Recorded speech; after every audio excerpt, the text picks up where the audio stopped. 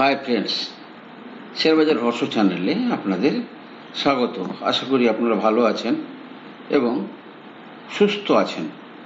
Friends, গত ফ্রাইডেতে আমেরিকার ভালো আমেরিকান মার্কেটের ভালো পারফরমেন্সের জন্য আজকে কিন্তু আমাদের মার্কেট গ্যাপ আপ ওপেনিং হয়, কিন্তু শেষ পর্যন্ত সেই গ্যাপ অলমোস্ট বেশিরভাগটাই ফিল হয়ে গেছে। আজকে নিফটি 24,573 অর্থাৎ 32 পয়েন্ট উপরে ক্লোজিং দিয়েছে। অন্যদিকে ব্যাংক নিফটি সমস্ত গেনকে মাইনাসে রূপান্তরিত করে এবং ফাইনালি 149 পয়েন্ট নিচে 50,368 পয়েন্টে ক্লোজিং দেয়।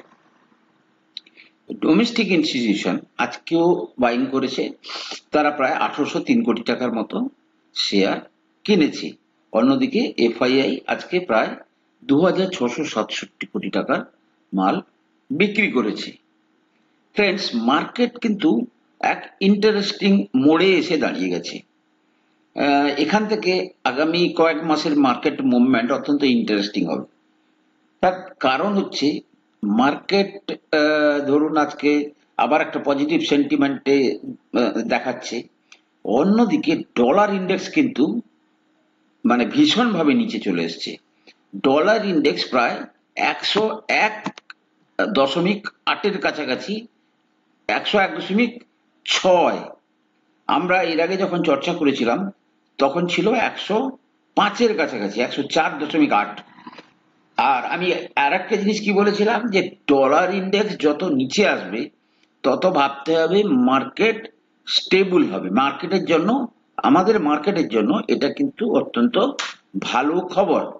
অন্যদিকে ভিক্স ভোলাটিলিটি ইন্ডেক্স সেটাও কিন্তু 15 নিচে চলে এসছে। মিনস সমস্ত মার্কেটে রিস্ক যে ব্যাপারটা সেটা কিন্তু অনেকটা কমে যাচ্ছে। এটাই কিন্তু একটা ইন্টারেস্টিং ব্যাপার, যেটা আগামী দিনে মার্কেট কেমন রূপ নেয় সেটা একটা দেখার মতো ব্যাপার আছে। অন্যদিকে আমেরিকান মার্কেটে যে ডাউ জোন্সের ডাউ জোন্স কিন্তু অত্যন্ত স্ট্রং এবং একটা সম্ভাবনা দেখা দিচ্ছে যে ডাউ জোন্সের 1-2 হাজার পয়েন্টের পরে তারপরে কিন্তু তার আর একটা ফিবোনাকি রিট্রেসমেন্ট আছে। অর্থাৎ এই লেভেলটা ক্রস করলে প্রায় 20% মতো ডাউ জোন্স উপরে চলে যেতে পারে। সেই জন্য বলছি যে মার্কেটটা কিন্তু অত্যন্ত দর্শনীয় জায়গায় চলে এসছে। ফ্রেন্ডস, গ্লোবাল হেলথ এমার্জেন্সি আবার ডিক্লেয়ার হয়েছে। Mpox, will it trigger another pandemic? যেভাবে করোনা এসেছিল তেমনি ভাবে এই এমপক্সও কিন্তু এর আগে এসেছিল, 2022-এ এসেছিল। এটা বিশেষ করে ওই মাঙ্কি ভাইরাস, মাঙ্কি থেকে এর ট্রান্সমিশন হয়। While it seems unlikely, the outbreak in Africa and Europe have put health authorities on high alert, pushing for urgent action to curb the virus transmission. আগের যে ভাইরাসটা এসেছিল তার সঙ্গে ডিফারেন্সটা হচ্ছে কি, এটা ভ্যারিয়েন্টটা অন্যরকম। আগেরটার ভ্যাকসিন রেডি হয়ে গেছে, কিন্তু এই যে নতুন ভ্যারিয়েন্ট এর জন্য ভ্যাকসিন রেডি করতে হবে। So world health organization has declared the outgoing outbreak of mpox in Congo and elsewhere in Africa to be a global emergency requiring urgent action to curb the virus transmission. Sweden has since announced it had found the first case of a new form of mpox previously only seen in Africa in a traveler, while other European health authorities warned more important cases were likely. সুতরাং এটা just একটা, এটার দিকে আপনারা নজর রাখবেন। কারণ কি, এই সমস্ত জিনিস কখন একটা বড় আকার নিয়ে নেয়, যদি না নেয় তাহলে কোনো চিন্তার কোনো কারণ নেই, কিন্তু নজরটা থাকা যেন আপনাদের। ফ্রেন্ডস, ক্যাবিনেট কালকে প্রায় 30,000 কোটি টাকার মতো মেট্রো রেল প্রজেক্ট কিন্তু অ্যাপ্রুভ করেছে। কোথায় কোথায়? এক হচ্ছে বেঙ্গালুরু, দুই হচ্ছে থানে, এবং থার্ড হচ্ছে পুনেতে। মিনস অর্ডার কিন্তু কন্টিনিউয়াসলি রেলওয়ে কোম্পানিগুলোকে যাচ্ছে। কবে সেটা রিয়েলাইজেশন হয় সেটাই কিন্তু এখন দেখার ব্যাপার। ফ্রেন্ডস, আজকে আমরা চর্চা করব দুটো কোম্পানি নিয়ে, যে দুটো কোম্পানি গত কোয়ার্টারে ভালো রেজাল্ট দিয়েছে এবং তুলনামূলকভাবে লোয়ার ভ্যালুয়েশনে ট্রেড করছে।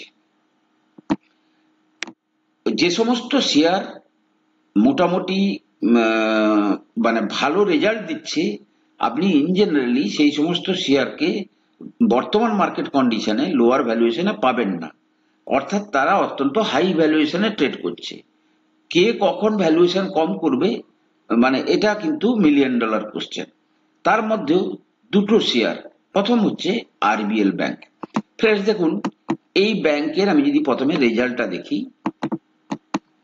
আরবিএল ব্যাংকের রেজাল্টের মধ্যে কিন্তু একটা চেঞ্জ লক্ষ্য করা যাচ্ছে। কি চেঞ্জ লক্ষ্য করা যাচ্ছে?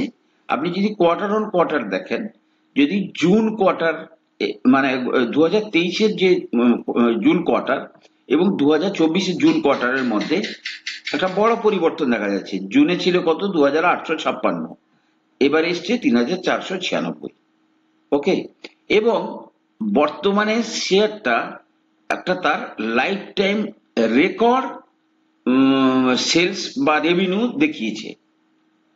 ওকে, আবার প্রফিটের জায়গাতে যদি যাই, যদি দেখেন প্রফিট, দেখুন সেলসও কিন্তু গত মার্চ কোয়ার্টারের তুলনায় বেটার এসছে, মানে এই কারেন্ট মার্চ এবং প্রিভিয়াস জুন কোয়ার্টারের চেয়ে বেটার এসছে। আবার যদি আপনি প্রফিট দেখেন, সেটাও কিন্তু গত জুন কোয়ার্টারের তুলনায় ভালো এসছে এবং মার্চ কোয়ার্টারের তুলনায় ভালো এসছে। কিন্তু শেয়ারের অবস্থানটা কোথায়? এবং এই শেয়ারটা কিন্তু মাত্র 10-এর ভ্যালুয়েশনে ট্রেড করছে, 10.1-এর ভ্যালুয়েশনে ট্রেড করছে। এটাই কিন্তু মূল যে ইন্টারেস্টিং ব্যাপার, এই শেয়ারটাকে লোভনীয় করে তুলেছে। আমি যদি এবারে চার্টে যাই, দেখুন ফ্রেন্ডস, চার্টে যেটা বলছে যে শেয়ারটা তার মানে দীর্ঘদিন ধরে শেয়ারটা কিন্তু আন্ডার পারফর্ম করছে। কবে থেকে? আজকে যদি আপনি দেখেন শেয়ার যে লেভেলে মানে ট্রেড করছে, এটা লাস্ট কবে ট্রেড করেছিল? 20 সালে। কবে ট্রেড করেছিল? 20 সালে। এবং শেয়ারটার মধ্যে একটা প্যাটার্ন তৈরি হওয়ার মানে চেষ্টা হচ্ছে, হেড অ্যান্ড শোল্ডার টাইপের প্যাটার্ন। যদি প্যাটার্নটা ফর্ম হয় তাহলে কিন্তু শেয়ারটা কিন্তু যে ভ্যালুয়েশনে এসে দাঁড়িয়েছে, এখান থেকে কিন্তু একটা টাইমে এই শেয়ারটা কিন্তু প্রায় 700-র কাছাকাছি ট্রেড করছিল, 700 টাকার কাছে এটা ট্রেড করছিল। আজকে কিন্তু দেখা যদি যায় যে প্রায় 70% নিচে কিন্তু শেয়ারটা পাওয়া যাচ্ছে। সুতরাং যারা লং টার্ম ইনভেস্টার, তারা কিন্তু এই অপরচুনিটিটাকে আপনারা আরামসে নিতে পারেন। এটা যখন ঘুরতে শুরু করবে তারপরে কিন্তু আর দাঁড়াবে না। সুতরাং আপনারা কিন্তু এই শেয়ারটাকে নজরে রাখুন। এই শেয়ারটা কিন্তু তুলনামূলকভাবে রেজাল্টও ভালো দিয়েছে এবং লো ভ্যালুয়েশনে ট্রেড করছে। দ্বিতীয় যে শেয়ারটার কথা বলবো সেটা হচ্ছে Exicom tele system. Exicom tele system friends দেখুন, টেলিকমের উপর লট অফ চেঞ্জ আসছে। ধরুন 4G 5G, আবার কেউ বলছে 6G। তো টেলিকমের উপর কিন্তু ব্যাপক একটা পরিবর্তন আসছে। এই কোম্পানিটা খুব একটা বেশি দিন কিন্তু মার্কেটে আসেনি। কি বিজনেস করে? এটা কিন্তু করে কি, power system, electric vehicle charging, আদার রিলেটেড সলিউশন। সুতরাং নামটা টেলি সিস্টেম হলেও তার সঙ্গে কিন্তু এরা অন্যান্য আরো অনেক বিজনেসের সঙ্গে যুক্ত আছে। এবং আপনি যদি এর রেজাল্ট দেখেন কোয়ার্টার অন কোয়ার্টার, যদি গত জুনের রেজাল্ট দেখেন, গত জুনে কত 153 কোটি টাকার সেলস এসেছিল, এবারে এসছে 243 কোটি টাকার সেলস। ওকে, গত জুনে মার্জিন ছিল 7%, এবারে এসছে মার্জিন 12%। প্রফিট ছিল 5 কোটি, এবার এসছে 22 কোটি। ওকে, সুতরাং কোয়ার্টার অন কোয়ার্টার কোম্পানির কিন্তু বেটার রেজাল্ট আসছে। আবার যদি আমি যেটা প্রজেকশন দেখাচ্ছি, সেক্ষেত্রে কিন্তু যেটা ফুল ইয়ার প্রজেকশন, মানে 2025 পর্যন্ত যেভাবে সেলস বাড়ছে এবং যেভাবে প্রফিট বাড়ছে, সেক্ষেত্রে প্রায় 30 to 40% প্রফিট বাড়ার সম্ভাবনা কিন্তু অত্যন্ত উজ্জ্বল।